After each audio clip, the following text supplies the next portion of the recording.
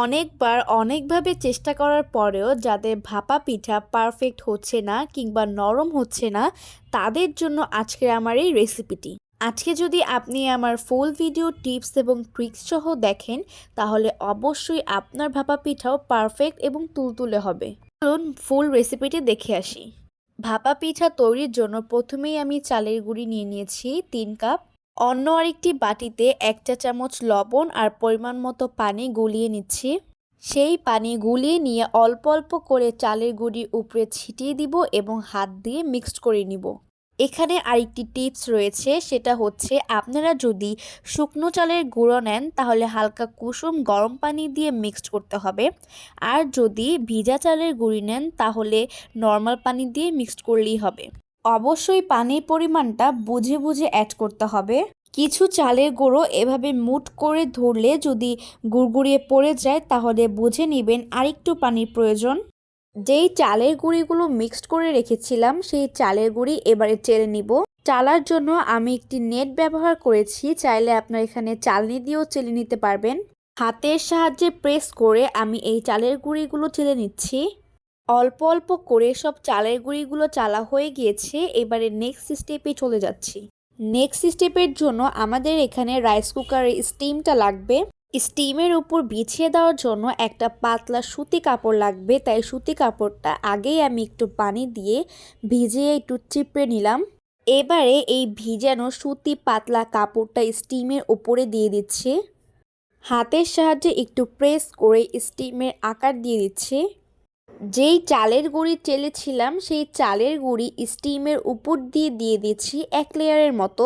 স্টিমের চারোদিকে চালের গুঁড়িগুলো খুব সুন্দরভাবে পাতলা করে একটি লেয়ার বসিয়ে দিচ্ছি। প্রথম লেয়ার চালের গুঁড়ি দেওয়া হয়ে গিয়েছে, এবারে দ্বিতীয় লেয়ার দিয়ে দিচ্ছি।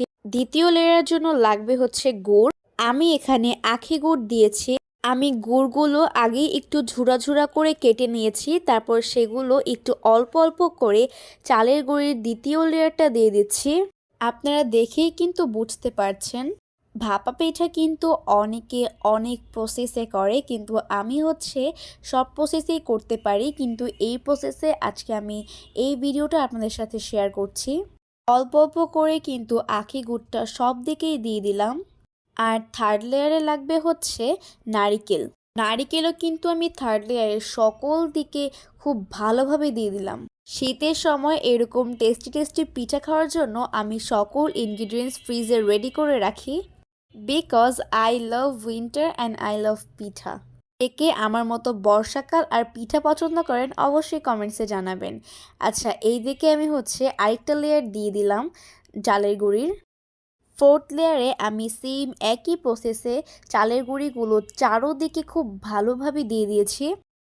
এবারে হচ্ছে হাতের সাহায্যে একটু প্রেস করে চালের গুঁড়ি সহ সব কিছু সমান করে দিব। আবারও 5 নাম্বার লেয়ারে আমি গুড় দিয়ে দিচ্ছি। ঠিক আগের মতোই এবারও দিয়ে দিচ্ছি হচ্ছে নারিকেল। আমি একদম পুরো সব কিছু ভরপুর করে দিয়ে দিচ্ছি, যাতে করে ভাপা পিঠা খেতেও খুব বেশি মজা লাগে। একদম শেষে দিয়ে দিচ্ছি চালের গুঁড়ি। যেহেতু আজকের ভাপা পিঠা আমার গোল হবে আর আমি একটু ভাপা পিঠাটা পুরো করব, তাই আমি সকল ইনগ্রিডিয়েন্টস একটু দুইবার দুইবার করে দিয়েছি। সকল লেয়ার দেওয়া ডান হয়ে গিয়েছে। এবারে যে সুতি কাপড়টা সেটা আমি ভাপা পিঠার উপরে দিয়ে দিব, আর উপর দিয়ে রাইস কুকারের ঢাকনাটা আটকে দিব। আজকের পিঠাটা যেহেতু রাইস কুকারে করব, তাই রাইস কুকারের বোলে আমি গরম পানি দিয়ে দিচ্ছি। গরম পানি আমি আগেই হিটারে করে রেখেছিলাম, সেটাই দিয়ে দিয়েছি। এবারে রাইস কুকারের স্টিমারটা দিয়ে দিচ্ছি। ভাপা পিঠা হতে কিন্তু একদমই বেশি সময় লাগে না। আমার এই ভাপা পিঠা তৈরি করতে 5 থেকে 10 মিনিট সময় লেগেছে। 10 মিনিট পর রাইস কুকারের ঢাকনাটা সরিয়ে নিচ্ছি। এবারে হচ্ছে দেখব যে আমার ভাপা পিঠার ফাইনাল লুকটা কেমন এসেছে। মাশাআল্লাহ, ভাপা পিঠার লুকটা তো দারুণ হয়েছে। এবারে কেটে আপনাদেরকেও দেখিয়ে দিচ্ছি। আপনাদেরকে বলেছিলাম না, আমার মতো ভাপা পিঠা বানালে ভাপা পিঠা অনেক পারফেক্ট এবং তুলতুলে সফট হবে। দেখতেই তো পারছেন ভাপা পিঠা কতটা সফট হয়েছে। এবারে একটু আপনাদের সাথে ভেঙে শেয়ার করি ভিতরেরটা কেমন হয়েছে। দেখতেই পারছেন ভাপা পিঠার ভিতরের লেয়ারগুলো কতটা পরিমাণে পারফেক্ট হয়েছে। অ্যাজ নো আপনারা তো অনেকেই জানেন যে আওয়ার কিচেন রুম মানেই সহজ এবং ইজি রেসিপি। এখানেই আপনারা সব ইজি ইজি রেসিপি পেয়ে যাবেন। ইনশাল্লাহ নেক্সট ভিডিওতে দেখা হবে আরেকটি দারুণ কুকিং আইডিয়া নিয়ে। সকলে ভালো থাকবেন।